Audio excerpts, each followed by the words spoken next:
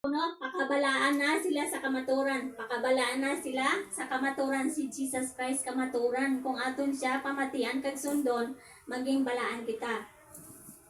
Ikadua, pakabalaan na sila sa kamaturan. Ang imo pulong kamaturan. Maging balaan kita kung sundon ta kag kung tumanon ang Biblia.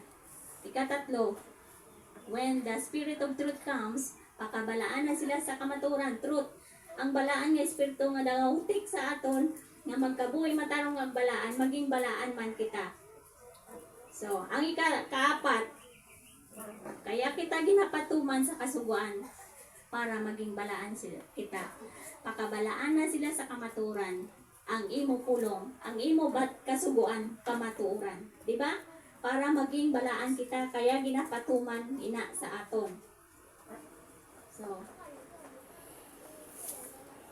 ang sanctification, bot silingon, living a holy life. Dapat mamuhay na kita sang balaan. So, kaya wala na, dapat hindi na kita ginatawag ng mga sinners. Kasi yung mga ibang nga religion, ginatawag na sila yung sinners. Pero wala, sa ila pag-intindi, amo na sila gyapon. Kita hindi na, ginapatuman na kita para maging balaan. Kaya ang tawag na sa aton, hindi na sinners, hindi na tayo makasalanan gyapon, kundi mga saints na. Mga saints na ang ginatawag sa aton. Oh? But you are a chosen people, a royal priesthood, a holy nation, God's special possession, that you may declare the praises of Him who called you out of darkness into wonderful light. Kaya, mga saints na kita, mga balaan na kita, galing kay kung saan nagkakasala pa, kaya hindi pa kita perfect. No? Mga saints na kita, mga balaan na, pareho sa Bible, Holy Bible. Holy siya, di ba? Holy Bible, balaan nga, Biblia. Kung mataiyan si isang manok, anong tawag doon?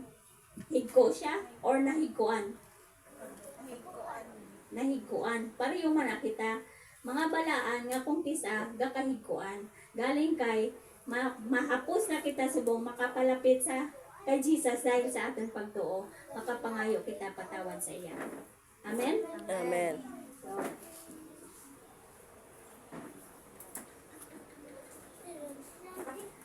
Ellen G. White, kaya kuno, those who would be saints in heaven must first be saints upon earth. For when we leave this earth, we shall take our character with us. Kaya nga, di ba? Kung sino daw ang mga santo na makapalangit, diri pa lang dapat santo na kita.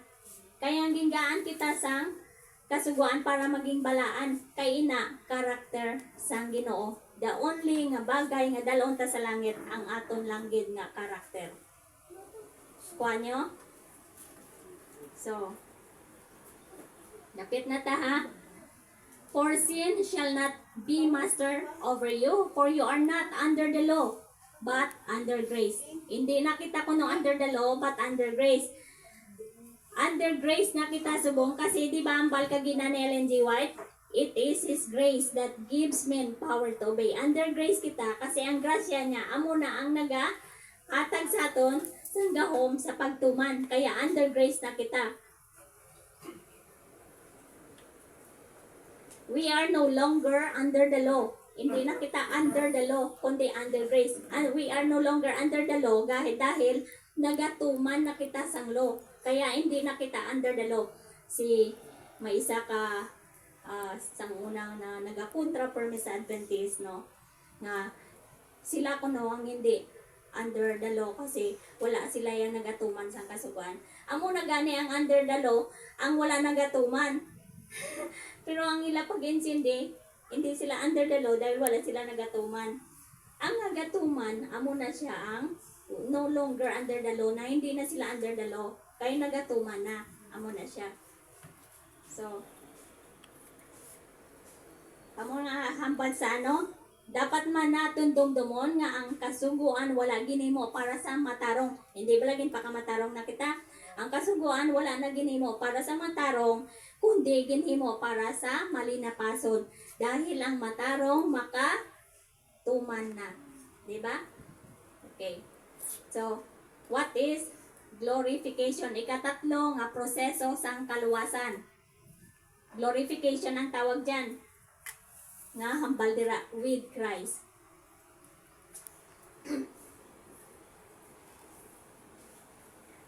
For the Lord himself will come down from heaven with a loud command, with the voice of the archangel, and with the trumpet call of God, and the dead in Christ will rise first. After that, he who are still alive and are left will be caught up together with them in the clouds to meet the Lord in the air, and so will be with the Lord, with Christ, forever. With Christ. Amoy siya ang glorification, kaluwasan ni siya, palangit na. Makapasok na ni siya sa langit. So, ang saved by grace, ang kaluwasan sa grasya, pagi sa pagtuo, hindi ito siya kaluwasan palangit. Hindi siya kaluwasan palangit kaagad. Kay pagpakamatarong pa lang to siya. So, ang tudlo sang iban, maluwas kita kuno ya pagi sa pagtuo lang, hindi sa pagtuman. So, ang pamangkot, last nga pamangkot, nagapati kita nga ginluwas kita sa grasya, paagi sa pagtuo, kag hindi sa pagtuman. Ang pamangkot, hindi kita maluwas sa pagtuman sang kasuguan, hindi bala kita maluwas, or hindi bala kita makapalangit kung magtuman kita. Basahan nyo. Blessed are they that do His commandments, ang nagatuman, that they may have right to the tree of life, and may enter in, makasulod, through the gates into the city. Makasulod ang nagatuman ng gate sa kasuguan sa Diyos.